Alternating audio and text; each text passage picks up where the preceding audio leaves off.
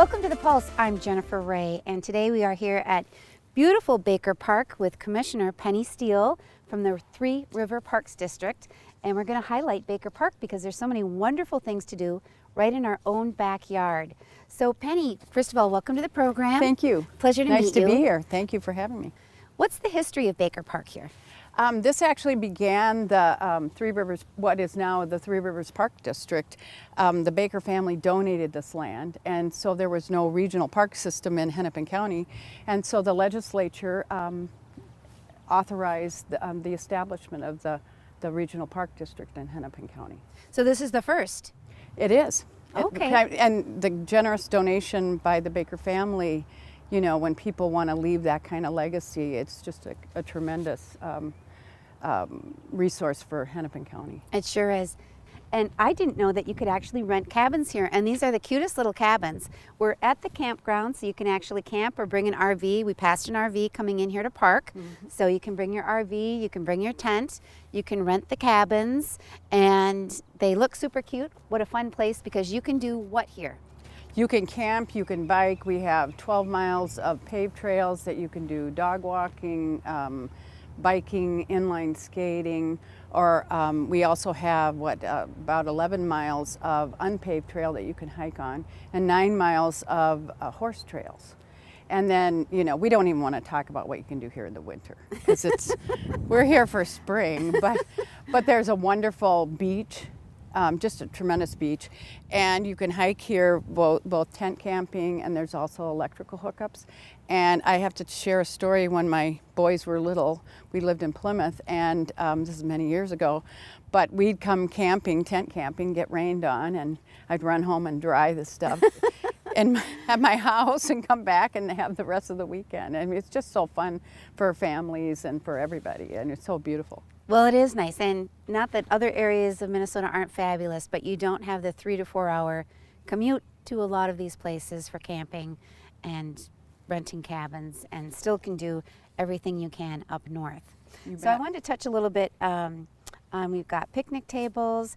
Oh, the golf course. Yeah, there's a 210-acre Baker golf course, which has got the championship nationally recognized Baker golf course, but there's also the 9-hole evergreen course, and there's a driving range, and it's quite beautiful. The Audubon Society recognized it because they've kept so many natural amenities there. So it's a wonderful course. It's terrible for people like me who are just terrible at golf, but for the people who really want to are serious about their golf, they have multiple opportunities there, and it is just a beautiful course. And do they have, I'm assuming they have cart rental and things like that? They do have cart rental. They have just full service. You can rent clubs. You can, you know, just like anything you would expect in any kind of golf club. Sure. And the other interesting thing that we've done, which is kind of to the point of what's new, we have a brand new website that launched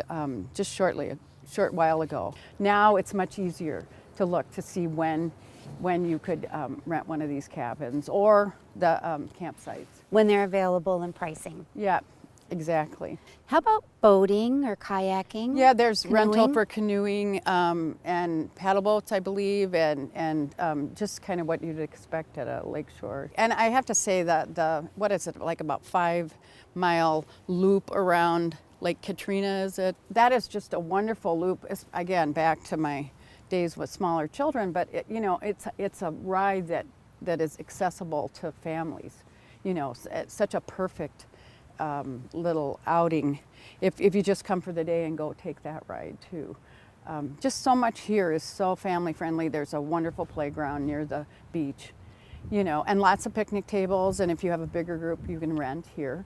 There's just so many things available here.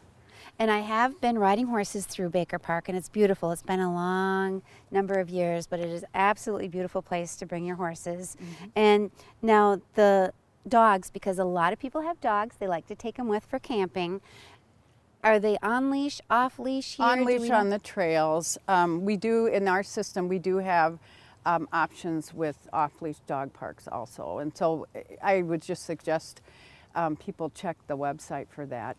And you can, and the website has it so you can check your activity that you're interested in, and then you can find where it is closest to you. I mean, I live in Rogers, and we have the Crowhassan Park. That's an off-leash dog park, very heavily used with horse riders too. The other thing that's wonderful about, we always want to tell people, a regional park system was never meant to be a franchise operation where, like if you were, or a fast food outlet or something, everything's kind of the same. A regional park system was really meant to be each unique park amenity has its own features. So we don't try to recreate everything in every park, but take the natural piece. This has got, we do park reserves where 80% is used just to preserve nature for the future and for our communities. So every park district has its own, every park feature has its own unique items that you can do, different things that you can enjoy when you're there. Now, do we have any projects that are upcoming for Baker Park? I don't think Baker has much of anything. French Park in Plymouth is getting a whole rework. Again, not to keep telling you about my children's childhood, but I think a lot of people have the same feeling. That we used to call it the rope park because it has the rope feature where they can climb and nets and all kinds of structure there with ropes. And when we were going to redo that, people saying out loud that they really wanted to make sure we still had that feature. So it is going to be more accessible in the new one, but it is actually going to be the same wonderful amenity that so many children grew up with. Now, question for you, what is the cost to enter the park? Let's say you do want to come try kayaking for a day. There's no cost for entry into our parks. There's no. Okay, so we don't need to have a pass, Nope. an annual pass or anything like Nope. that. That's free. No. You come. No, there's no cost to park here, to come enjoy. There's so many things at every park that you can enjoy without having to pay for just access to that park. But there's so much to do. And obviously there's going to be a fee to camp here, but it's very affordable and a very, so accessible. But the beach, come for a day, bring your picnic lunch, and you just can enjoy a no-cost day, really, with your family. So, and riding on the trails, it's just a wonderful amenity to our community. Load your bikes on the back of the car. You bet. And you're good to go. Did we want to discuss anything about the LRT trail improvements? The Dakota Trail is having, the Met Council is doing a project with some of their infrastructure. So there will be some changes, I believe, in 17 and 18, 2017 and 18. So people should probably check our website to see that, and it will link you to the Met Council's website also to see what the extent of that project. We have the Edina Trail is now nearing completion and is being used. And so there's just so many more of the regional trails now that are getting more and more available and are so popular. Mm-hmm. So many of our visits are through the regional trail system. And one of the things when I went on the website that I was shocked at, this is really a big job for you. The Three Rivers Park District is huge. It goes over counties, Scott County, Ramsey County. I mean, it is huge. How did you become commissioner? Well, I ran for office. Now, a little over 4 years ago. Formerly, I was a Hennepin County Commissioner and had a very similar district. So I, have always loved the connection with Hennepin County too. And Hennepin County actually appoints 2 members of the board from the early establishment of the Park District, I think, to keep that link together. And it's just such a wonderful park system that I was really intrigued, and it's just a wonderful opportunity to try to look into the future. We've done a lot to try to look at, it is a suburban Hennepin district, and we've really tried to look at the inner ring suburbs because we haven't had a regional park in there because it was really established when that was built.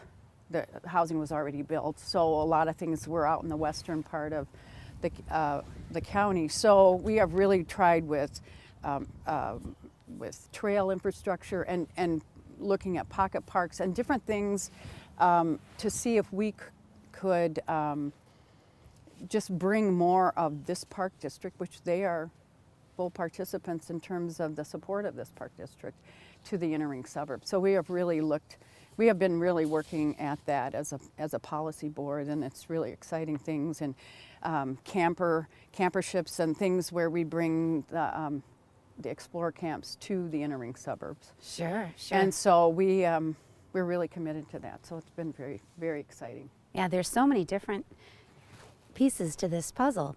It's very, very intriguing. And we've been going to festivals too, bringing parks. The foundation provided a van for us, and we call it Parks on the Go. And so, Duck Duck Days in New Hope, we bring the van, and they can see sometimes the animals from our farm out in Minnetrista, Gale Woods Farm, or we bring a lot of things hands-on for children and adults too, to see that are available, and the camperships, and to see what they might be interested in.